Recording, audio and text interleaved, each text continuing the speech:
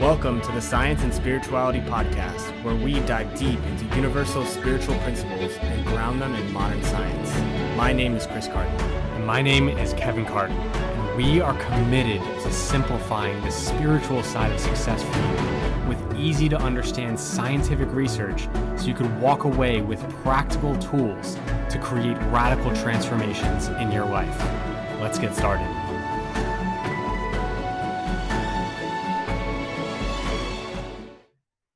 Do you believe that if you just try harder, you can get a whole lot better results?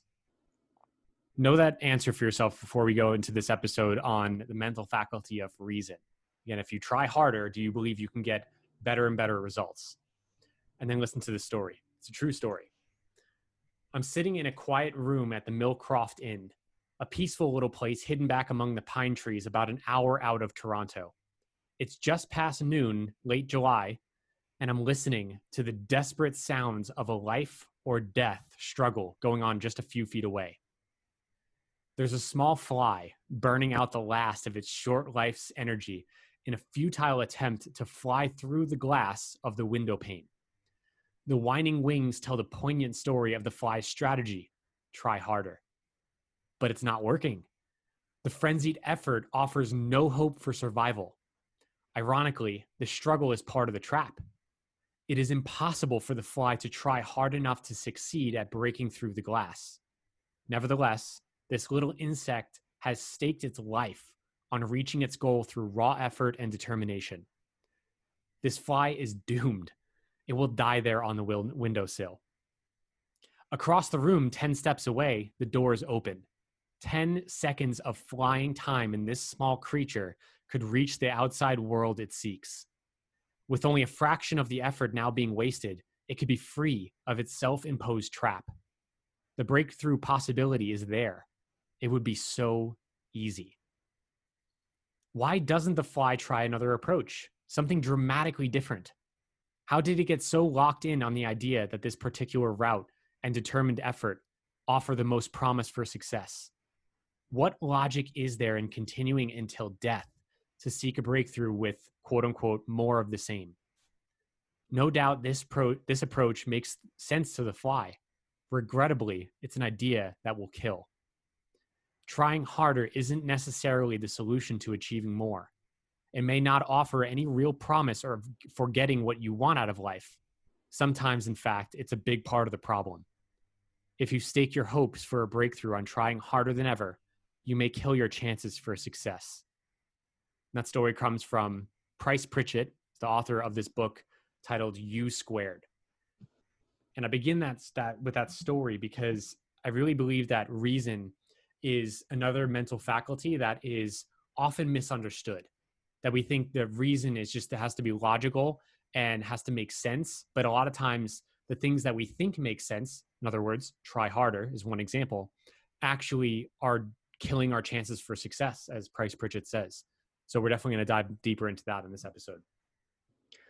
Yeah, and I think what's interesting about that concept is that I think we have to get under the hood and talk about what kind of logic we're following in the first place. Yes. So I use that reason. I think it was a Jim Carrey quote where he was saying that a lot of people, something about disguise as practicality, like they choose fear. Do you know the, Fear disguised as practicality. Yeah.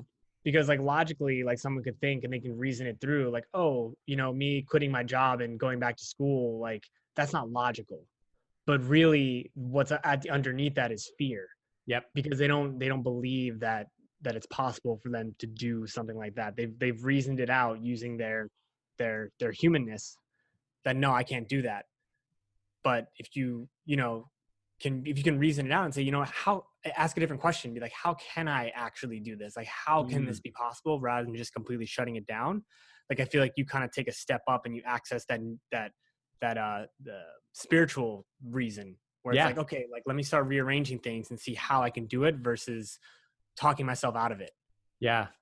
I think you really bring up a great point that any mental faculty can be used in a positive or negative light. We talked about that in terms of memory.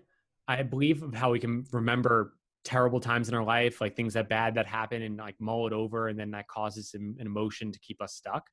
Or we could use memory to remember the good moments in life. Same thing with imagination. We can imagine everything working out and our dreams coming true, or we can imagine the worst possible scenario. It's the same mental faculty, but it's just used in a different way. And so reason is no different. And at least my words for the difference between these two types of reason is ordinary reason, which I'm glad that you brought that up. It's something I actually didn't even think about when we were beginning this episode, that ordinary reason is often based in fear. But then the other point of reason, you called it spiritual reason, which I kind of like. The name, like the term that I've learned from our mentor Mary Morrissey, as well as Bob Proctor, who's one of Mary's mastermind partners and a world teacher himself. They call it extraordinary reason, or in other words, right reason. That's high aligned with your higher self, really, or spiritual nature. So yeah, I think there's definitely both. Like there's these two different types, but it's still the same functioning of our reason. Yeah, and I think that one of the key things here too is, and this goes for all of the mental faculties that we've talked about, is the awareness of how to use it for good, like how to use the spiritual side of the specific mental faculty that we're talking about. And so the awareness comes by listening and hearing a different perspective than what you might have thought, was the only perspective before. Yeah. And Mary tells the story, and this is kind of what I think about it as, of her like little niece talking about addition, multiplication, and then how you square things. Yeah. It's like, oh, like 5 + 5 is 10. But did you know? Yeah. But did you know you can also get 25 from 2 5s? And it's like you're using the same substance, but when you have a different awareness about how they can be combined or how they can be used, you can get to an expanded result by using the same basic principles. Exactly. I feel like that's what, or at least we're trying to do by bringing awareness and bringing attention to these new ways and different ways that you can use these mental faculties that honestly we're all using on a day-to-day basis. Yeah. Yeah. Which we should definitely talk about in our recap episode. So for y'all to just know, like, so this is the 5th mental faculty on reason. There's one more episode coming out, is the 6th mental faculty is perception. And then our episode after that, we're going to do a recap of all 6 and, how we can apply these into our lives. Like, examples of like how it could all work together. And I think, what you shared there as an example is like moving from addition to multiplication to then squaring something. It's the same. You're still using the law of mathematics, just like you're using the laws of life to build a life that you love or to build a life that you feel limited by. And go figure, the book that I was reading from is literally called U Squared. Like you're squaring your potential, yourself. So it's not like, adding to yourself or even multiplying yourself, but you're squaring yourself. So it's, you're accessing more of your potential. And so anything else you want to say? Because I want to dive into what I mean by extraordinary reason before. Well, yeah, I was actually going to ask you a question about like bringing someone through an example. Yeah. Of what it means to use extraordinary reason. Yes, absolutely. And I was thinking about this, like, what can I use an example? I want to use my own life as an example, because I've lived it and I know it and I've experienced it. I am me. And so, as I mentioned, the difference between there's ordinary reason and extraordinary reason. Most people only use their reason in an ordinary way, in a way like where it's based in fear. Most often, like you said, is like, oh, I shouldn't quit my job because what if things don't work out? What if I fail? What, like, I don't have the knowledge or the know-how or anything like that. That's reason that's based on conditions and the current facts of your reality. Extraordinary reason is tapped into the infinite spiritual realm where your imagination can tap into and discover new realities that you want to create. Because as we talked about in the imagination episode, is that everything is created twice. So what you can imagine can be real. And that's how you start to tap into an extraordinary reason, is you start to make logic of that. Is that if I can imagine it, if I could see it with my mind, with my mind's eye, then it can be my reality. You may not know how. And that's what makes it a dream, is you have no idea how it's going to happen, but you would love it. Mm-hmm. And so by taking reason in that way, it's extraordinary because you're not looking to your conditions or the facts of your life to determine what you would love or what you can create. And so the example I have in my life very quickly is almost 3 years ago now, it's coming up on 3 years, I decided to start a life coaching business. I was 24. I had never started a business in my entire life, and I had very little savings to go off of. And so in ordinary reason, logic would say, wait, don't start the business yet. Get more experience. You don't know what you're doing. And on top of that, I also moved across the country. I moved from New York to Colorado, literally 3 months after I started my business. And so all this logic was saying, this is not the right time. This is not logical, or it's not prudent of you. But I felt guided to do so. And it wasn't impulsive either. I had really thought into it. It's like, number one, I would love this. And I got trained by the Life Mastery Institute, which is now called the Brave Thinking Institute, which is Mary Morrissey's life coach training company. And so I got trained by a world-class coach. And so I was prepared. It wasn't like I just jumped off the cliff and had nothing underneath, behind me, but it still was a leap of faith. I had never started a business before. I was young and starting my business as a life coach. A part of me was thinking and the fear was speaking to me, is who the heck is going to listen to you? But I'm glad I didn't listen to those fears and didn't work with my ordinary reason. And I tapped into the extraordinary reason and just remembered that if I can imagine it, it can be real. Mm-hmm. I set a plan for myself moving forward. And now, almost 3 years later, my business is successful. I've coached over 50 clients. Actually, it's probably more than that now. Kind of lost count. And I've been serving people all around the world. And I absolutely love what I do. But I promise you, I would not be here today if I didn't use the extraordinary reason to logic out in a way, more kind of like logic, where it's where you're tapping into the spiritual realm, is that if I can imagine it, it can be real. And if you got to feel it. It can't just be something like a fantasy or a wish or a hope. It's something where you can imagine it, you can see yourself doing it, and then living it. And we talk a lot about that in the mental faculty of imagination. So if that sounds like a new concept to you, of living your dream and imagining as if it's real, and feeling what that feels like. We also talk about that in memory, the mental faculty of memory. Then go listen to those episodes, because we talk a lot more about that. But again, the main point, what I'm pointing out here, is that the logic that I was using was extraordinary logic.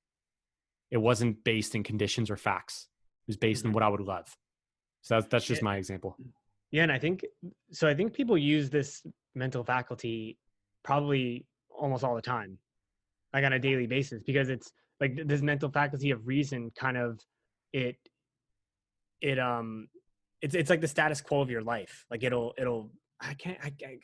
the word I'm looking for? It'll reinforce the status quo of your life. If you keep using it, if you're oh, I can't travel there because of this, or I can't travel there because of this, because whenever you hear yourself using the word because, you're about to use a reason to justify why you're in a specific place. Yeah. And so, and honestly, that'll probably feel good if you're not thinking expansively, because if you want to stay in your comfort zone, you want to stay safe, you're going to use your mental faculty of reason in a way to keep you in that safe space. Yeah. So I think a lot of people, when they're attempting to use this mental faculty, the spiritual side of it, got to understand that it might feel a little bit uncomfortable, because you're going to have to reason your way out of your current conditions and your current life into something that's more expansive. So that's the switch there. Yeah. So, and it's easy to use this mental faculty of reason in a ordinary way, because like I said, it shows you the status quo of your life, and it keeps you in a place that's safe. It's nice. Yep. It's oh, this is easy. I can't travel there because I don't have the money. Boom. You don't have to think about it anymore. When you want to move to that next step, it's okay, how can I possibly make this money? What can I think of that's different? And it moves you into that different plane where you start asking different questions and you start using different logic. Yep. It's like that Henry David Thoreau quote about you start living with a license of a higher order of being. You think about different things. Yes. Yeah. Exactly. And I actually want to share the beginning of that quote, because it's really important with what we're talking about with the extraordinary reason.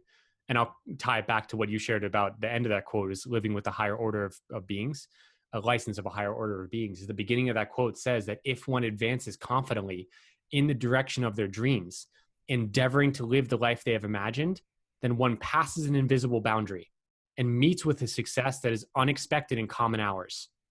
Now, that's a whole code. And literally in my coaching, I spend a whole coaching call on breaking all that down. Mm-hmm. But in the context of reason, notice what he's saying is that if you endeavor to live the life you've imagined, you're doing something, you're asking, what can I do with what I have to live the life that I've imagined? And that's reasonable, because you are a spiritual being having a human experience. You have connection with infinite intelligence. Where have the ideas come to have inventions like flight, the first air travel? Where have the inventions come, like the ideas come for having illumination after dark without fire or oil lamp illumination, the system of electricity? Where has the idea for the internet come in? All of those ideas were here, ever present, but we only access them because certain human beings decided, if I can imagine it, it can be real. So they reasoned with that and then started asking the question, what could I do to create this? So they started, it's kind of like, I see it as like the reasoning faculty is you're starting to bring that spiritual nature back into your human nature.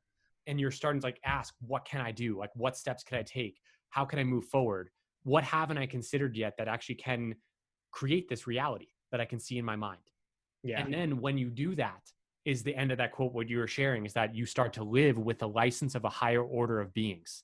And simply put, what that is saying is like, imagine you getting your driver's license. You have more freedom because you can go where you want to go, do what you want to do, drive where you want to drive. Yeah. It's kind of crazy what you brought up about the ideas have been here all along. Yeah. It's kind of crazy because honestly, the difference between like 20,000 years ago and today where we can fly, like those laws were like, we didn't invent those laws. Yeah, they've been here. Covered them. They've been here the whole time. So it's like where you want to be in life, like who you want to be, it's there. Like you have access to it. Yes. You just have to start thinking in a different way and acting in a different way, but it's there. Yes. Yeah. One other thing that to like what you're sharing, like just sharing about, just sparked this in my mind, and I really want to share this. This is how I make logic of things. This is my reasoning, my extraordinary reasoning when I think of building my dreams. That because we always have dreams. I still have dreams that have not manifested yet. So this is what I'm using myself. Is I think I am, like as I mentioned, I'm a spiritual being having human experience. In my human experience, I have a certain level of vibration because everything is energy. Scientifically, everything is energy. Every single atom of our being, every single atom of the entire universe is vibrating at a certain rate. We call that frequency. It's a certain frequency. And so the vision that you have in your mind, if you can think it, you can have it because you're imaging it. You could see it in your mind, just so we talked about in imagination. And as you could see that, then what you could use is your memory to memorize the feeling of what it's like to be that person and start to embody that. And that changes your vibration. In other words, your feelings. How do you feel on a daily basis? And as you feel more in alignment with the life you want to live, you're going to be willing to take different actions. And as you're taking different actions, you're going to start to attract to yourself different things that are going to be required for you to achieve that dream that you have imagined, which is why you don't need to know how it's all going to work out. You just need to know what's the next step. And so it's reasonable to think, all right, I'm a human being. I'm a mass of molecules, and I control my vibration based on my conscious attention and awareness. And as I expand my awareness, as I expand my consciousness to realize that who I am, then I can change the state of being that I'm in, the vibration that I'm living in on a daily basis. And that will change everything in my outer reality. Because again, I'm willing to take different actions. And then by my actions and by my change of vibration, I'm attracting to myself different things that will be necessary for me to move forward and create that life. I hope that made sense. Yeah. Because that just gets me jazzed up. It's like we all have that power. It's reasonable to assume that what you can imagine can be real. It's possible. You just got to start aligning with that type of reason and start to live from it. I think that's what I got today. I mean, I was going to say, I'm cool with ending the episode on that. Okay. Yeah. So if someone wants to find that spiel again, you can just go to the end of the episode. It's easy to find. Yeah, for sure. And I think I want to make a different episode about that because I feel like we could talk like a full half. I know I could talk a full half an hour at least about that, about what it means, what I'm talking about of like being that a massive molecule is vibrating at a certain rate. There's, infinite number of frequencies and energy and vibration, and our vision is a certain vibration. So it's real because we can imagine it. Like there's so many different components to that I want to touch on. But suffice to say for this episode, just really ground in this truth that if you can imagine it, it can be real. Use your extraordinary reason to know that you are more than any circumstance, condition, or or a situation you will ever face in your life, no matter what's happening in your life. Shit may seem horrible right now in your life, and that's okay. You can change that. You have the ability to change it, and you have to start using this higher faculty of reason in an extraordinary way so that you can transcend from these circumstances that you're facing. Mm-hmm. It only happen through this mental faculty. Boom. Awesome.